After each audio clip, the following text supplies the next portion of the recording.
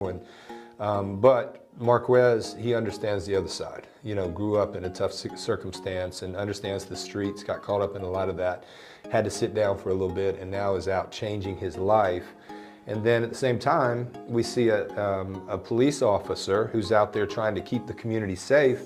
And let's just jump in right here before we get into your fascinating story, and then we will with Quest too.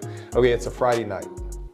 You're hanging out, doing nothing. You're just hanging out with your buddies, your friends. You're just out there doing whatever you do, and but not causing trouble. And then all of a sudden, blue lights pull up. Okay, what do you feel, think, and what's your first move? Go. First move, I gotta run. I gotta make it home. Okay, so that's first move. It's like not even kind of, let's figure this out, man. Should I stay? I ain't doing anything wrong. I'm just kind of like, so it's just run. Instincts. And then why do you think that is so just built in, it's instinct? But that's pretty much what everybody else do. So, if somebody else run, you gonna run too. It's kind of like a trend. So, you kind of follow through with the trend because that's what you was taught. So when you were 5 and you're hanging out with your little guys and blue lights, what do? You run. You run, okay? So it's instinctive for you.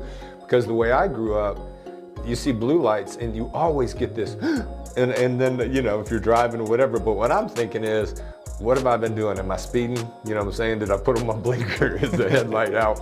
Certainly I didn't. What did I do? But I'm pulling over and I'm not happy about the circumstance, but I sure as hell am not running because I'm like, no, that's gonna get me in trouble if I run.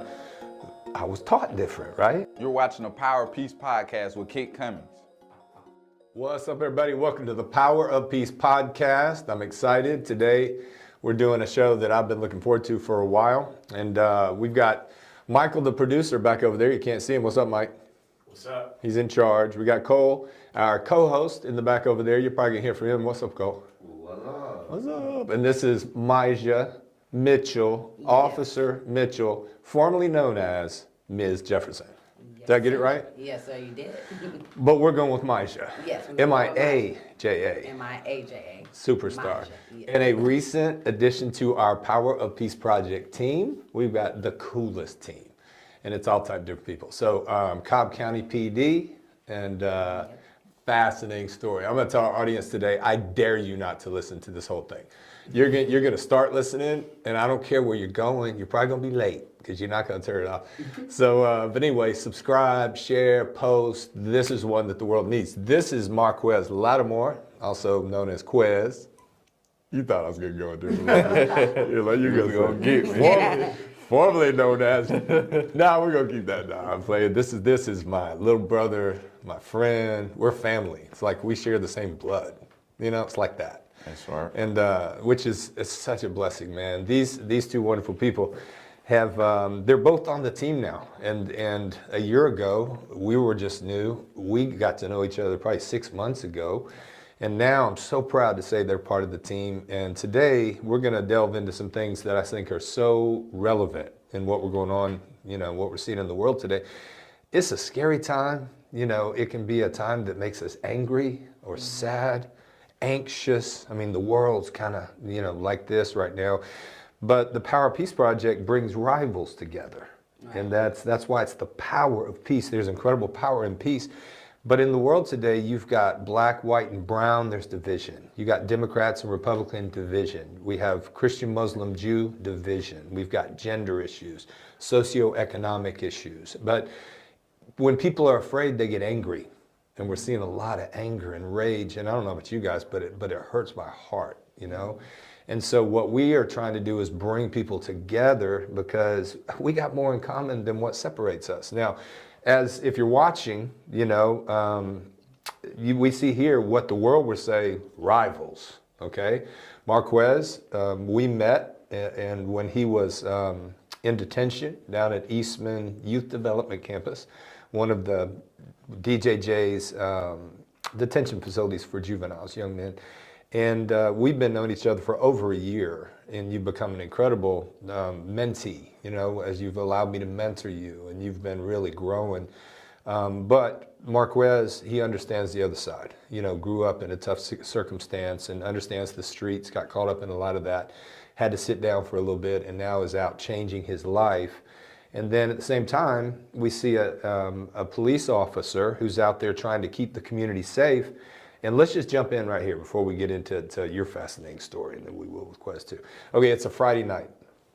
You're hanging out, doing nothing. You're just hanging out with your buddies, your friends. You're just out there doing whatever you do, and but not causing trouble. And then all of a sudden, blue lights pull up. Okay, what do you feel, think, and what's your first move? Go. First move, I gotta run. I gotta make it home. Okay, so that's first move. It's like not even kind of, let's figure this out, man. Should I stay? I ain't doing anything wrong. I'm just kind of like, so it's just run. Instincts. And then why do you think that is so just built in, it's instinct? Cause that's pretty much what everybody else do. So, if somebody else run, you gonna run too. It's kind of like a trend. So, you kind of follow through with the trend because that's what you was taught. So when you were 5 and you're hanging out with your little guys and blue lights, what do? You gonna run. You run, okay? Run. So it's instinctive for you.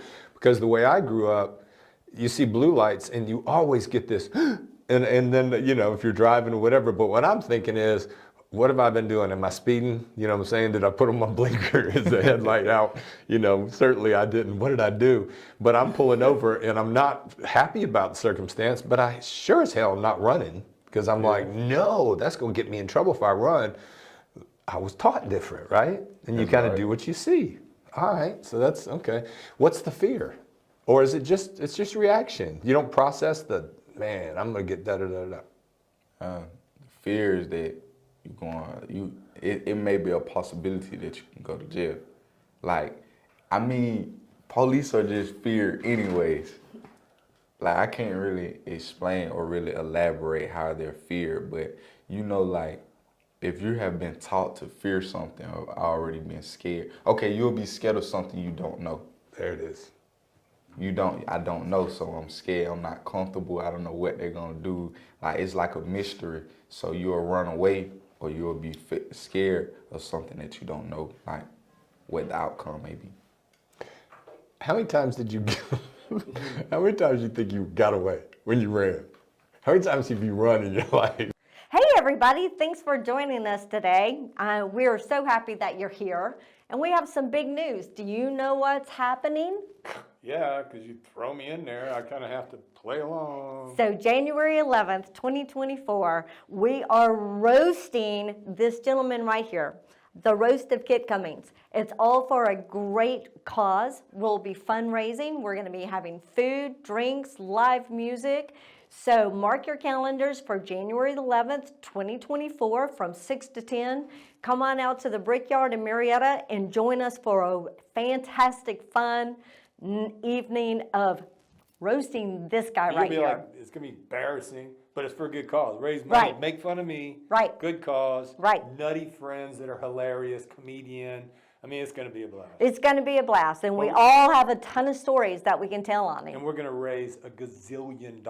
Gazillion dollars. Go ahead and get all your wealthy friends and tell them, come out for a great, bring their little checkbooks. That's Silent right. auction. Silent auction. Some pretty cool stuff. Prizes and things like that will be done. But just come out, have a wonderful time with us. Let's say that. Multiple. I want a number. 78 times. Track star, huh? That's right. I've been tracking it. Anyway, okay, so let's shift. All right, it's that Friday night, and you're pulling up, and it's like now everybody begins to scatter because that's what it is. And you maybe, I don't know, what is your first thought? What's your feeling? And then if you have to pursue, tell us, what is that like? It's happened so many times, but my heart's beating fast. I don't know what they have, okay? They can have a gun on them, they can have a knife, I could be chasing them, they turn a corner, and I don't know that they waiting on me. It's a lot running after somebody, and then we don't even really know what we have yet. So these kids can just be running because they see us, we running after them because they running from us, and then it turns into something. I try to, talk to kids and like, hey, don't run. But I understand, like what he just said, I understand why they do. I grew up in a neighborhood where we run when we see the police. when I'm off duty and the police get behind me, my heart drops because I'm like, what did I do? No and I'm the way. police. So, but yeah, chasing kids or anybody at night through some woods, my heart is beating just as fast. I know people think, yeah, we got the taser, the gun, but they can easily turn around and hit us just as quick, you know. And you don't know what you're getting into. Even when you're pulling over a car, you don't know what's in that car. You don't know what's going on. You just kind of you going after them, and once you catch them, then you see what you got from there. So it's like Quest Yeah. said, you fear what you don't know. You don't know, yeah, on both ends. You yeah. don't know what's around that corner. You don't know what they're doing, what they have, Yeah. where their mind is. Where I'm chasing them, they know where they're going. I don't know where I'm going. They Right. jumping fences, cutting corners. They know the woods. I'm running after them. They could have something, gun stashed somewhere. I won't know, you know. Right, So right. it's scary. It's scary for me too. It's scary for a lot of my coworkers too, because it's just like when you're getting there, it's like so many things running through your mind. Do you chase them? Do you not? Is it worth it? Like what? You know, a lot of things are going through your head. Yeah, I You got get called for a service, and you got to get there and got to do your job. Yeah. So And that's where I'm sure a lot of the problems arise is fear, you know, is going to elevate into, you know, there's anxiety in it, there's tension in it, the heart races faster, your, you know, fight or flight response, Yeah. which is what the brain does without you having to tell it to. It's all of a sudden, this is a threat, you know, this is a dangerous situation. Everything goes on alert and hype, and then you throw in some fear, and both sides are like, okay, it's on now, because Right. it's you or me. Yep. You see what I'm saying? And we can see how that can happen. Now, the interesting thing, and I think what's going to be fascinating about this talk is, in many ways, you guys came from the same place, but yours was in Columbus, and yours is over there off of Six Flags Drive, in that area which is known as, what's that it's little now area it's called? Riverside Parkway, but it's Six Flags Drive is What where- city? It's Austell. Austell. Mapleton, yeah. Okay. Austell. Which that Six Flags Drive has a reputation. Yes, it Like if you does. get a call over there, Yes. I mean, that's, It's on. okay, I got you. It's gotten a lot better now, but when I was living over there, Yeah. it's off the chain. Well, the principles that we teach that I think will work with any of the conflict that we're going on in the world is seek first to understand one another. That's what we're doing right now. You're going to learn about Maja's, you know, life growing up, and you're going to learn about Quez and his life growing up. And then second, we find common ground with our rival. That's going to be easy here in a few minutes. Then you walk a mile with the other person before you make a judgment. Okay, now your job is going to be your job. It is what it is, and your job is going to be your job. It's not like all of a sudden, stop it, stop chasing people and stop running. We have a lot in common. I mean, that's silly. But when we walk a mile, which is what we're doing today, and we actively listen, which is 4, it's rare to get into a situation where you can talk to one another in a safe place and really actively listen, which nobody in this world is listening right now. And then when we do speak, we speak respectfully to one another. You know, we speak to one another in a way that's going to calm things down instead of ratchet it up. 6 is when I'm wrong, I'm going to admit it and make it right. It's like, it's okay. It's not weak to say, I blew that one. Sorry. You know what I'm saying? That's the key. And then lastly, treat the other with respect, even if you disagree. It's not like you guys are going to disagree with everything. Okay. So let's shift. Growing up in Columbus, just kind of give us a little snapshot of what it was like when you were little, some of the challenges, you know, you and your mom, and then, you know, what led you to go to what we would call the streets, you know, for a while in your life. So in the neighborhood, they got the candy lady, they got people walking around the street, they got the basketball goals on the side of the road for people to hoop, they got the rec center. So, you know, people kind of just do whatever they really want to do because it's a free world. So some people be on the corner, some people be playing basketball, some people be speeding through the neighborhood. You know, it's like a real movie. So you got to pick and choose what you want to get into and what you don't want to get into. And in the neighborhoods, it's really not, you know, they got the recreation center, but you can't, I think you couldn't go in or something like that. So you had to really be outside, and it's not like nobody's putting together an activity or a program for you to participate in. So you really kind of just go slide down the slide or play basketball or just sit and chill and talk to some friends. But I grew up with my mama and she had me at 14. So it really was just me and her. And then she had to work 2 jobs. So besides me watching my little brothers and going to school and doing my homework, like I was outside, and that caused me to go to the streets because I ain't have no guidance. I had to grow up a little faster. I had to grow up faster than others. So it was kind of hard to be able to grasp certain things. So I felt like I was on this level when really I should have been on this level so I can get what I need to be able to process. But since I was moving so fast, I ended up coming in the streets thinking it'll be able to help my mom, but it really didn't help in the long run. So at what age did you feel like you had to be the man of the house? I've got to support my mom. I've got to help. What age? 10. No, I'm gonna say 11. 10, I started to stick my little chest out. But 11, it was on. It was on. Peach fuzz. So, okay, 11 years old, you're feeling pressure to make money. Okay, what was the easiest way for you to make money? I mean, there's a lot of ways to make money, but you're 11, 12. How'd you do it?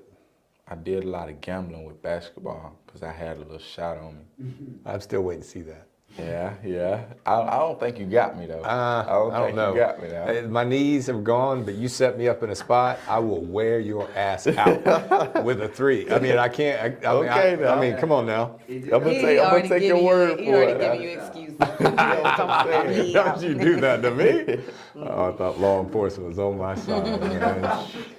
Oh yeah, but I mean, we'll do that. I'll check out. We got a court in the back. There we go. We're That's gonna what take. we're doing today, actually, is cops versus Quez one-on-one. Ooh. Okay, cool. Like That sound kind of hard. Post him up. That's what I'm talking about. Okay, so I asked this question one time. It blew my mind. Okay, and just I don't know. You're 12. You're 13. Okay, and all of a sudden, police arrive. You do what you do. Take off. You're probably pretty fast, but so is she. How much money is in your pocket at 13 when you're running on any given day, on a Tuesday? I don't care. Probably 2,500. Okay. Dang. So at 13, you've got $2,500 in your pocket. And you're running from an officer that, so do the math. I don't know what kind of money that is annually, but it's pretty dang good. I think in a lot of cases, the 13-year-old is making more than the officer that's chasing. That's not a point of anything other than, wow. How do you say no to that at 13? You know what I'm saying? How do you say no to that? Because you got a mom working 2 jobs. She's young, you know what I'm saying? And she has it hard. And you're the little man of the house, and then you start bringing home money. What was it like, and then I want to shift over here, being a mom that's struggling like that, was she seeing that money or just some of it? Did she understand the extent of it? Or was it just, you know, we got to survive. It's just, I don't want to know, just help me. See, like, I didn't want my mama to know what I was doing, but she knew what I was doing. So I do it like, for prime example, okay, school time coming up. I'm gonna buy my stuff, so I'll be okay. That's less money she gotta spend. And then my brother, I'm gonna get his outfit, but let her get the shoes. And then my other brother, I'm gonna get him the hat that he want, and then get the school supplies. And then when she say something about, you know, sometimes I'm gonna be on the living room saying something about the bills and stuff like that. I remember a couple times I wrote it from a letter like it was from my grandma, but the whole time it wasn't from my grandma, it was from me, and put the letter in the mailbox. Like, I just do different stuff like that because I ain't want to just come in there and just give $2,000. Like, you know, I'm gonna get in trouble. Like, where you get that money from? What you doing? Think about the business mind of a young dude. Now today, most kids, 13, 14, 15, sitting on their things, TikTok, you know what I'm saying? And some are out doing whatever, but that amazes me. There's a maturity about it. There's a wisdom about it that we have to recognize, not just, he's a bad kid out there doing bad things. You had a system of how to pay your mom and still, that blows my mind. Okay, officer, I'm gonna call you Maisha because we're cool like that. Yeah, Give us a little background into how you grew up. Okay, so mine's a lot different, obviously, but I grew up in San Diego, California, Southeast San Diego, not in the too good neighborhood, a lot of gangs and stuff. You walk into school, you trying to get jumped into gangs and stuff. With my mom, I don't really know. She wasn't on drugs. I don't know really what it is, and it's just up and down with her. But since the age of 4, I used to wake up, walk to school. Our school was about probably a good hour walk. Me and my little brother, he's 1 year younger than me, so I'm 4 years old, he's 3, you know, still dark outside, getting up, getting dressed, going to school. For a while, my mom was there, like between the age of 4 all the way up until maybe 6, and then it's like she's gone and she's back. So I remember being with my grandma a lot. So it continued on, you know, a lot of things happened out there. We were back and forth to Georgia and then California. 3rd grade, I came out here and lived in Georgia, and I started to see that she was kind of backing away from doing any parenting at all. Like I did everything from for my brother, for myself, if it was asking a friend for stuff, and I just didn't really understand. It was always like that, so it was normal to me. But I guess to the outsiders, a lot of people didn't know, and I've always, you know, protect my mom. Like, you know, my mom, you know, she does her thing. So when I started actually getting 100% on my own, we got kicked off of Section 8 sometime when I was in 5th grade, and we moved back to California. Like, we were back and forth to California and Georgia, like, my whole life. But we moved back to California, and I was 11 years old, and my mom, we would stay with different men here and there. We weren't allowed to, like, go into the refrigerator. We weren't allowed to go downstairs. We were all in one room, but my mom really wasn't there. It was just like me and my brother. So you know, in California, you don't have school buses. You walk to school. So, you know, I'd be walking to school. The girls come and try to jump me into a gang. I'm like, no, I'm not like that. I'm trying to take care of my brother, whatever. So they had this thing called the candy van out there. And when I tell you we sold candy everywhere, I'm talking about Oceanside, all over California. If anybody from California is watching it now, they know me because I was everywhere in California selling candy. At stores, gas stations, middle of the parking lot, almost like a prostitute, but selling candy. Like, it was crazy. We were on every corner. So we used to have these big old buckets, like the big bins, and the guy that was over it used to go to the dollar store, buy a whole bunch of candy, and then we get it, and we sell them for $10 a piece. And I'm telling you, people would buy them because the way I used to sell the candy, I don't know. It was just like that. So I knew about this candy van thing. I'm like, I want to join the candy van. I need money. Like, we don't have nothing. We had to wear uniforms at the school I went to. By the way, I'm signing myself and my brother up for school, signing my mom's signature to get in school, to go to a good school. You know, I was going to a charter school, so I had to wear a uniform. They had to be clean, pressed, and everything. So you couldn't get on the van until you were 12, and I was 11. And I was like, man, so we were sleeping in cars. Like, we were just all over the place. Joined the candy van, I started making like $500, $600, $700 a day. And tips, I'm talking about, this is in my pocket. This is in my pocket. I'm coming home every single day with this amount of money. My mom knew about it. So it got to a point where, you know, my grandma was like, you need to give your mom that money. So I'm just like, why? Go to school every day. You know, I signed myself up for cheer and the track team to try to pay for it. And then I couldn't do that. I'm giving my mom all my money, and I'm working till 1 o'clock in the morning. I swear I was walking in the house at that time. At 11? Yes, at 12 years old, 'cause I couldn't join the candy van until I was 12 years old. So I'm getting out of school at 4 p.m. That's what time school got out. I would work all the way till 1 in the morning and get dropped off at home with all this cash. Like, it was insane. So that went on for a very long time. My mom just completely, she just went her own way. So we were out there in California by ourselves, and she left and came to Georgia and left me out there with a food stamp card. I'll never forget this. And I was like, and my grandma was in a nursing home, so we couldn't go there. And we don't have no other family members out there. I had a cousin out there, but she lived like 45 minutes away. She helped out for a while, but for the most part, I was staying with a friend, and my friend had 10 siblings. So you're technically homeless. Yes, I'm homeless. My brother was sneaking in and out of the nursing home because where I was at with my friend, she had all girls, and she couldn't take my brother in. So my brother, he's in 5th grade. I'm in 6th grade. He's not even going to the same school as me. So when he finally does come to the same school as me, I have to buy his uniform. Now I'm working. I give the food stamp card to my friend's mom. I'm calling my mom every day like, what's going on, what's going on? And when I tell you, for 3 years straight, out there in California on the streets, She finally, I'm like, Mom, now I'm entering 9th grade, right?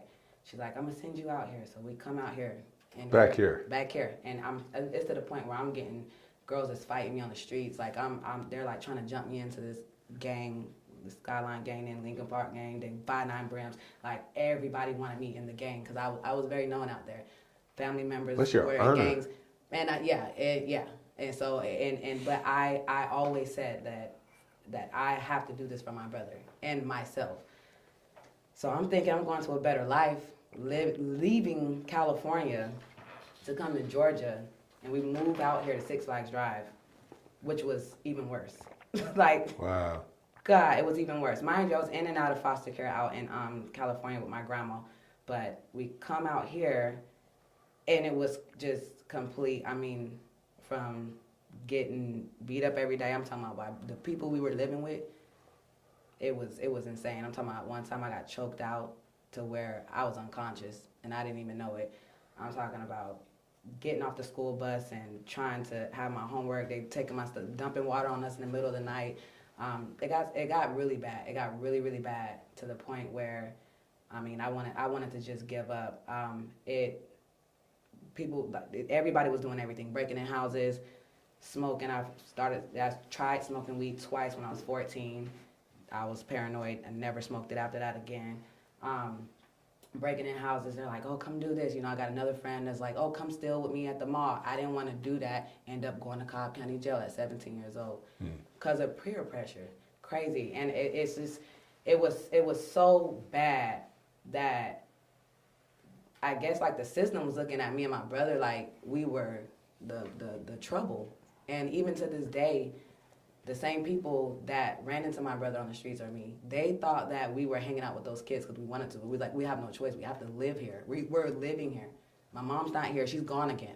She's somewhere out Norcross. I don't know. So I'm living out here. I'm in this apartment that she got. Getting eviction notices. Is this the one where you told me you and your brother are living in an apartment with gang-involved people around you? Like yes, you're going home to that? Okay. Yeah, so that, it was 2 different places. So the first place was everybody goes to this one house. Everybody is there. Everybody's in gangs. Everybody's doing whatever they want to do. Like all them people are in jail now to this day or they're dead, like all of them. And so we were living there. And police was there every day. Me and my brother was never involved. We were always going to school. I went to school every day. They didn't. I come home, there's a drunk out on the floor. I mean, I was drinking too, but not getting in trouble. Popping whatever pills, like doing whatever. Like when I tell you, it was whatever you want to do. And it was always, Maja, come do this. Maja, come do that. Come do this. And I was like, no, I'm not ditching school. I'm not staying at home. If I didn't stay at home with them or if I left them on the bus stop, I'll get beat up when I get home because why you didn't wait for me to get on the bus? It was horrible. Moved out of there, moved to Six Flags Drive.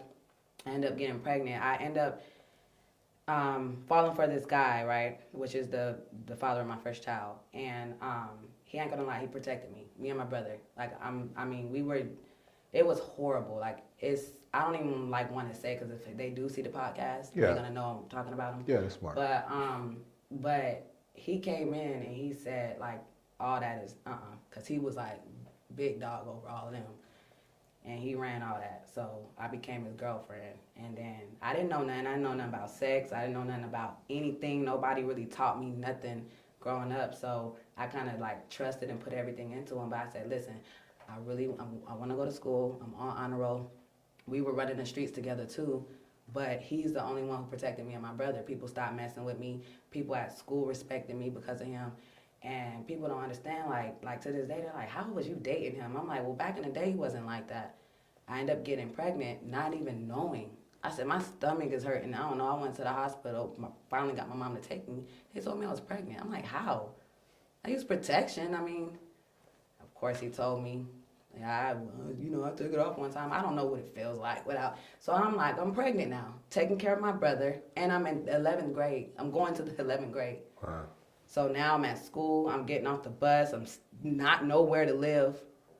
Then DFAX gets involved again. Cobb County got involved, and it made it, trying to take up for my mom again. So that's kind of how I went from, like, the streets to going into foster care because the police officer believed my story. Wow. And they pulled me over to the side. They called. They was like, come over here. And you know, you got a newborn baby, and I'm like, yeah, you know, my brother was in juvie, because at this point, he started growing, and he like, ain't nobody about to, you know, put their hands on me, so he at school fighting, bringing BB guns to school, joining the gangs, like, I'm trying to get him, like, stop, man, we gonna make it out of here, like, we grew up crazy, and I'm trying to explain to the officers, defects, everybody was against me, you're a runaway, you're unruly, I'm like, I'm not, go talk to my teachers, I'm on a step team, I'm on a track team, I have a baby. It looks bad, but I don't really know how I even got pregnant. Like, I'm for real. Like, I didn't have money to get an abortion. I didn't even believe in it, but I didn't have money if I wanted to get it. Like, I mean, I want to graduate. I want to be successful. I'm super smart. I want to be a detective when I grow up. And I was telling them this stuff, and nobody ever believed me. And to that one officer came out, and I had so many people on my side just saying, like, she's a good girl. They went to my school, to Pebblebrook, and they talked to all, that was so embarrassing. They talked to all my teachers. They were asking questions. They talked to my principal. I got counselors pulling me in the office because nobody knew what was going on at the school. I go home, I do my thing, I come to school. They're like, you're homeless? Like, what? I'm like, yeah. They're like, these people came and talked to us. I'm like, because they're trying to determine if they're going to take my baby away. They're putting both of us in foster care now. And they're trying to determine, she letting gang members hold her baby. I said, I live there. Yeah.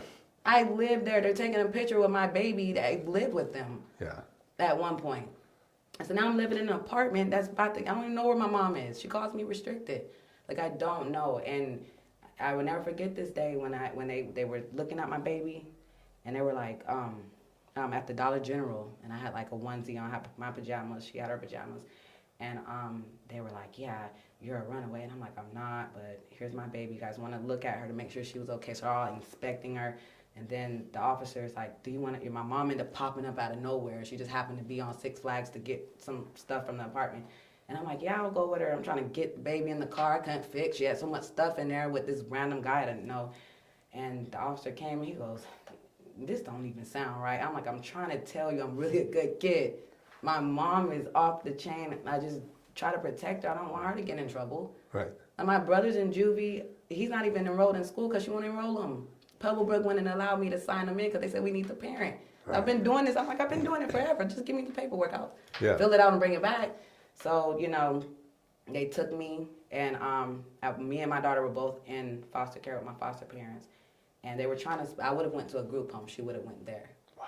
But because my teachers and everybody came and fought for me, the parents that were helping me, the parents that were giving me money, I was calling people from California to tell these people that, like, I've been on my own. Like, I'm not an unruly kid. Like, my mom just don't care. I don't know what it is. She's not on drugs. She just gives up on life. And I'm forced to live like this. So, that's good. you know, from there, it went on up from there. Like, I you know, went, graduated, did my thing. My foster parents are in my life to this day. That's awesome. You know, so that's kind of how that went. But, Whew. yeah, That's... it get deeper, but it's crazy because a lot of people that I went to school with that see me now, they're like, you was going through it? Look, this is so cool because without even trying, okay, we're seeking first to understand. There's a lot of common ground. We just started walking with you for a minute, and we really listened intently to what you're saying. And now we're in a very cool, respectful, where we can see each other. It's a safe place. Let's just talk about real. And so this is how it works. But let me ask you, would you have ever seen that in her to know that was her story? No, I would have never seen that though. Because what we see is the presentation and the car, you know what I'm saying? And then it's like, okay, I know who that is. And then and here's what I'll take, and then I want to go this way, is not only were you not a runaway, unruly kid, you were an incredible grown-up parent as a little kid. You were taking care of things, taking care of business, and you had to fight like crazy for the system to look at you, to see you, and which it blows my mind. And I think for our viewers and listeners, we ought to take a pause when we look at somebody and think we know, just because of their clothes or the shade of their skin or where they live, you know what I'm saying, or who they're surrounded with, because you were just this treasure buried in a field waiting for somebody to see you. And then now look at you now, because you I mean, I've just got mad respect for you. You're amazing. Okay, so that gives you, you know, and now it's, go back to this. Now she was being pressured all the time, pressing on her to try to join, you know, trying to jump her in. They got you. I say they. I don't know who they is. But They swindled me in. as much She as better than me. no, man, you got a different story, just as powerful. I got just as much respect. But okay, as much or as little as you want to tell. The 13, you know, 14 when you decided, all right, I'm in. Tell us, you know, why, how, what was that like? And again, just as much as you want to share, but not more. Why? Because as a child, I feel like every human being needs attention or affection. So like besides my mama, I ain't really had that type of affection from a man or like a father figure. So the older guys that growing up, they see like the younger guys, like, you know, you're a stand-up guy. Like the older people see potential in the younger people. So they seen potential in me and they gave me a little attention, talked to me, asked me how I'm doing, showed me a little affection, you know, and helped me out when I needed it. Like that goes a long way. And for them to do that, it's gonna do something to me because I ain't had that besides from my mama. So I ain't really had it from a male figure. So in some ways I had looked at them like as a big brother. You know what I'm saying? There was one guy that was a role model that had everything you wanted, and he paid special attention to you, didn't he? Yeah, he did. And tell me about that. Because that's significant, is you finally found an older, especially a male role model that cared about you and kind of took care of you. It wasn't like somebody came and snatched you up and made you join. It's like you had somebody that was taking care of you. He did. He took liking to me. He came to my basketball games, football games, helped me with my homework when we go to the little 8th Street Red, played basketball with me, taught me a couple of fundamentals, you know, gave me a couple little lessons like about the street. So, you know, word to the wise, as he say. Because he had what you wanted. Yeah, he had everything I wanted. Which was? Which was females, clean little car, take care of family, had a little fame, you know, had respect. People respected him. You know, life just looked easier for him. And besides, like, since I ain't never really go out of town or go nowhere, that's all I knew. Besides, you know, the other people working 9 to 5 and they got money and, you know, got to find things in life that they wanted to. So I just had looked up to him because I ain't really had no other male role model. That was the only male role model that was close to me that I could relate to or that I can look up or emphasize or feel like I can do what he can do because I seen him come from where I came from. No, that's good. So then let's hear from Cole. I do want to interject. Please. Because objectively I'm, you know, watching, but I think the big thing that I just got from listening is the reason that they took different paths is because of the people that supported them and went to bat for them. So she just told a story where nobody was helping her until cops and teachers came in and came to bat for her. Hey, we're here for you. We can help your situation. That shapes your life differently. You just said same thing. You're looking for support. You're looking for wisdom, somebody to help you out. Those were the people that you found. They came to bat for you, right? So it shapes your life differently. That's why they say, you know, it's really important who you're hanging out with, what your circle is, because the people that support you the most, that's going to change your whole life. You know, that's who you draw from. So that's not really a question. I was just It's deep. You know, It is. Yeah. it was cool. And just to like piggyback off that, that's why I became a police officer first. Well, to be a detective, obviously you have to be on the road. But I wanted to give back because I grew up in that situation, and I seen people like Quez turn that way. And I wanted to come out into that community, into the community that almost shifted me the opposite way, to grab those kids and be here for them. That's why I'm always mentoring. That's why I'm always at schools. That's why anybody can always call me. I'm always at the bus stops. I'm giving out candy and stickers and, hey, I'm here. You don't have to be scared of me. I had a 5-year-old running from me, just coming in the neighborhood in an apartment complex, and I like stopped the car, got out. I'm like, hey, what you running for? Like, you're the police. I'm like, you don't gotta run from me. Like I'm here, and now like I come in there, everybody runs up to the car. Ah, they love me. But when I was on Six Flags, no one ever came to the school to talk to us. Like how I went out and Right. talked to the high schools. No one ever came down Six Flags Drive unless somebody was going to jail. And I explained that to so many people, including my coworkers and everybody.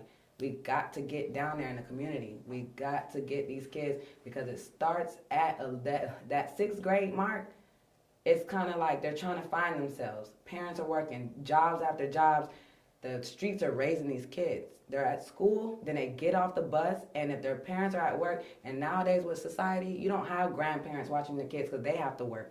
You don't have no one there as a support system because everybody has to work to feed each other Right. and take care of the household. So these kids are getting off the bus, parents are paying bills they can't, there's no activities to do, there's nobody to talk to but each other, and room and opportunity to go get into stuff.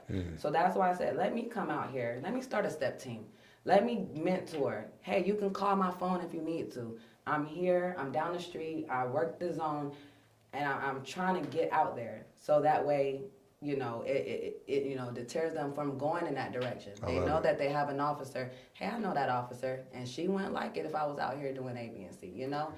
And see, if you grew up in another part of town and had a whole nother different story, you would have this same heart to want to give back and to be the way that we need officers on the streets. Right. But it makes you more of a kind of your superpower is you know them. Yes. It's like, and there's a lot of people, you can't fake that. You can't, Yeah. I'm gonna learn about that. I mean, there's things as a brother of less color that grew up like I did that I'll never ever know. I can feel it and I can learn from it, right?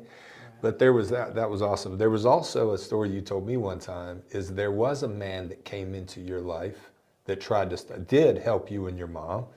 And then that was when I asked you one day, you know, I was like, why did you trust me so fast? You know, when we were at Eastman, which is where you were incarcerated at the time, you were bad as you want to be. I mean, those kids, they respected you, and you and I started talking, and then you told me you wanted to get out and change, and then we got together, and I was like, then you were so loyal and trustworthy. You always do what you say. When you tell me, you show up when you're going to, even you're trying, getting up, leaving Columbus at 6 to get here.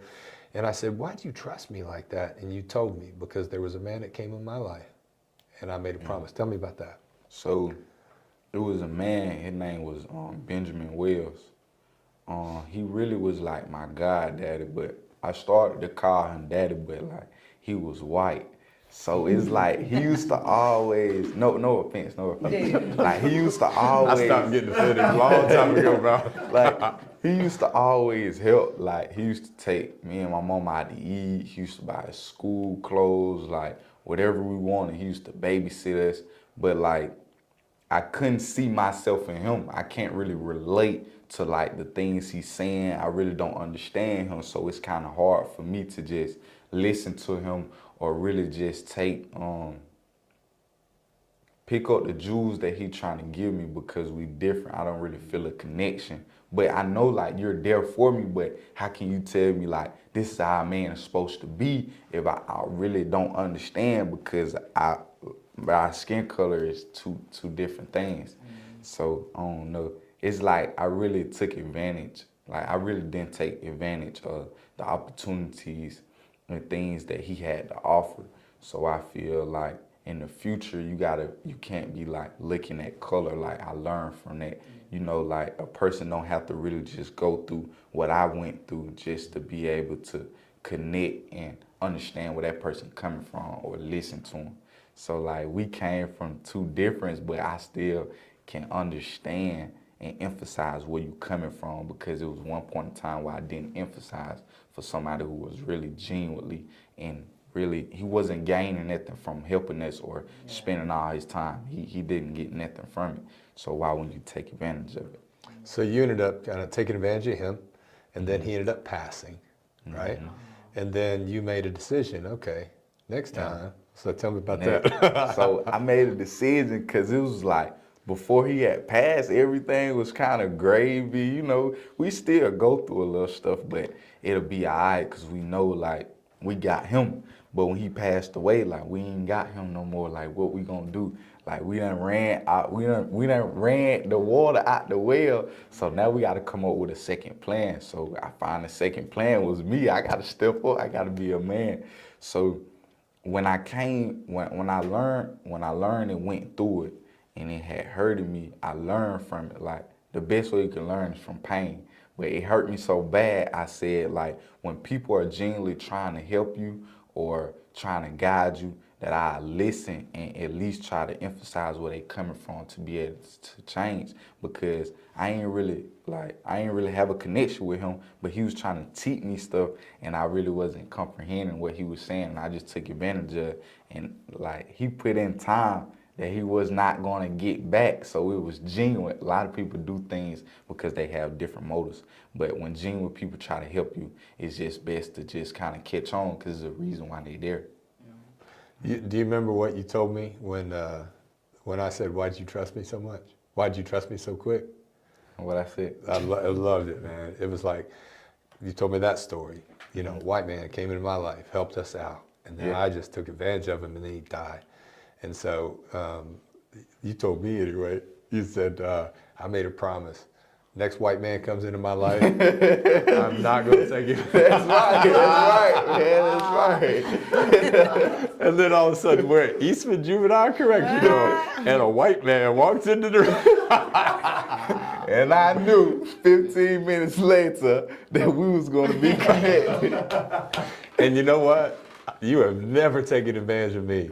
You know what I'm saying? You've always trusted me. And I told you this, and you told me I'd die for you. I love you like that. Yeah. I mean, we're family. We got And that so, type of love. oh my gosh. So I get caught up in that, and I'm like, sitting here going, where do I go next? But, well, let's see. So you get out there, and now all of a sudden you're at Eastman, and you say, I want to change. And I hear that a lot from young brothers behind the wire. But you got out and really got busy changing in a situation that's not necessarily safe for you, because you're trying to become the guy you want to be, but that ain't easy when you're out there, right? No, sir. How have you done that? And then I want to kind of get a response. Really disciplined. Like, so what I had to learn that I couldn't cut my old habits out or not hang around the people that I used to hang around without picking up new habits. So I really replaced my old habits with new habits. Like, okay, say if I had like an older big brother that I really looked up to that was like 30-something, I replaced him with you. Now I got you. Now when I need some advice, I call Mr. Kent. Let me see what Mr. Kent got going on. Let me check on him. I'm finna FaceTime him real quick.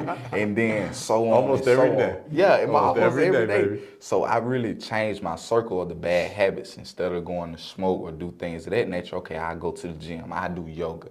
They got where you can listen to meditational music downtown and paint. Things of that nature. So instead of doing that, I'm doing something else. So I just chose some new habits and just kept on practicing consistently, and became easy not to fall for anything else, because I got a routine, I got a plan, I got something I got to do. So if anything else come up, I can't do that because I'm already dedicated to this. This is something important. I kind of made it my priority to connect with myself, to grow on myself. Yeah. So I can't really have time for anybody else. And if you just by yourself, then you can't really get in too much trouble. Yeah. Because that a lot of kids get in trouble because they've got nothing to do. Yeah. And so if you'd have gotten out and said, I'm going to change, and I'm going to stop doing all these things, okay, that's a good start. But the reason it doesn't work because people don't fill it up with something new. Yeah. You've got to erase and replace. Mm-hmm. You got to delete. And then you got to replace, and you did that, getting a mentor in your life, staying busy. You're starting to, have a dream for school. You've got some school work, legit work, which is not easy, for guys that are coming out of that life. You still got to keep your head on a swivel sometimes, don't you? Yeah. Because you're becoming somebody, and a lot of people want to hate on that and drag you down. It'll always be like that when you're still in your city. Like when you come up, it's like crab legs. You guys like crab legs? I love crab legs. I had them in Maryland last week, and I hated them. They're beating on them with hammers, and I'm just doing it to not offend them. Like, this is good. And I'm like, So Anyway. you know when you go to Red Lobster, they got the little the tank. So it's always one crab man try to goes up, and they gonna pull them down. So even as like life go on, you're doing better. Like it's gonna always be people that try to bring you down. Yeah. So you gotta stay consistent and just keep distance yourself. Yeah. They say that like most murders come from people Yeah, in their their hometown. hometown. Yeah, Like it's not when they're away; it's when they go back. Wow. yeah, always. Because the Red Lobster. Yeah, Yeah. more than likely the Red Lobster. The big crab gets to the top, he thinks he's getting out, and they try to pull him down, then he gets burned and killed and eaten. He should have stayed down low. Keep your head down, there's a lesson. Does that give you hope? Because it's got to be frustrating for you. You're trying to rescue these kids because you know what they feel. And then all of a sudden you get to see a guy that this is what we want. Right. You know what I'm saying? Does that help you when you're out there knowing that we do have young brothers and sisters that will change? I do see some, I'm still, kind of new to everything with getting out there in the community with the kids and stuff, but he does give me hope to know that, even if I have to work with 10 juveniles and at least one makes it out, I made a difference in at least someone's life. But yeah, it is hard though. It is hard because I tried to get out, and man, when I tell you they were bringing me down, they was pulling me like, why you did? And I'm just like, I always had an old soul. Like crabs. Yeah, I always had an old soul, so I always live for my future. I never, even to this day, I don't live in the present. I just go through because, of course, we live in, but I always look at everything for the future. Everything I do in my life, I'm looking at what's going to happen. I don't live day by day. I live for my future. So, and I see that in the young kids out there when I just, it could be something small like, them getting into a fight or something. It's just it progresses. And Yeah. it's like right now you're 11 and you're doing this. I can just imagine when you're 14, like you need somebody. Yeah. And a lot of them kids don't got nobody. That's good. They don't. I didn't. So I want to be there. So what we're witnessing, as we're going to wrap up here, is mutual respect. We get close enough to our rivals in a safe space of positivity, and it's much harder to judge somebody, much harder to hate somebody. And the phenomenon that's been happening with me is, a lot of my work now is in my hometown, home county, home state. I was all over the place for years building this thing, and now it's at home. And now when I see those blue lights, believe it or not, my first thought is like, well, if they're blue right behind me, that's different. But if I see them, I look and see if that's one of my friends. Yeah. And I dare you not to start doing that. Because maybe not in Columbus, you're like, hell no, I'm not doing that in Columbus. Hey, not my friend, we're not there yet. But wouldn't it be cool if all of a sudden one day you're driving up here and you pull up to the light and you look over and it's Officer Mitchell and you guys are like, what's up? Yeah. And just because of this is the answer in the world. And don't tell me, but not in politics. It's easier to bring Crips and Bloods together than Democrats and Republicans. And that's for real, for real. Yeah. It's not hard. It's not hard. That I is mean, true. people think you can't get gang. Yeah, we can. I've seen it a million times. I've seen it, yeah. Yeah. Cali So, has seen it. so this would be cool. Just in a short sentence, whatever, comment. I want each of you to give one another advice. Give them a piece of advice as a young brother out there from an officer, and then I want you to give her some advice about this is how we bring people together in this world, especially with young folks. I'm gonna put you on the spot. Some advice would be maybe spread that to your community, like, hey man, it's not so bad. It is hard to get out there and do that, and man, I ain't listening to you. But maybe hey, I done it. Maybe just spread the word. And Yeah. it'll help me out. So when I do come out there, it's like, hey, you know him, so we good. So he's vouching for you. Yeah. Right? Basically. And I'm telling you, well, we got Micah, Yeah, we got Diego, we got a lot of people. we kind of got Joseph, but we're a little worried about him.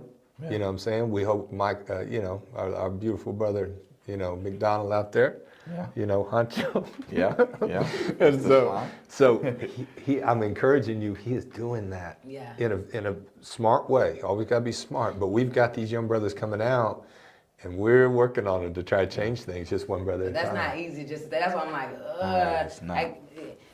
yeah, it's not easy just to be like, hey, this is, you know, especially coming from that place. And if I wasn't no officer, I'd be like, man, what you talking about? Yeah. Faced with all that. But no, that is cool, and I, you know, Yeah, bold. but yeah. So now this is interesting because you're going to give an elder some advice, but you've got that respect. What you got? All right. So the advice that I really got, or that I want you to spread to like the officers, law enforcement, security, would be everybody has burdens, and they burden may be worse than yours or may harsher than yours. So if you look at everybody and think about your situation that you got going on at the moment, past, life, future, present, and think about everybody that's around you, they're going through something that's way harsher and more than what you're going through, you'll be like a little less humble. Like you'll be a little more humble. Yeah. And then giving people the benefit of the doubt. Like, I mean, I know you can't trust nobody. Like, you know, don't trust them, but just giving the person a benefit of the doubt.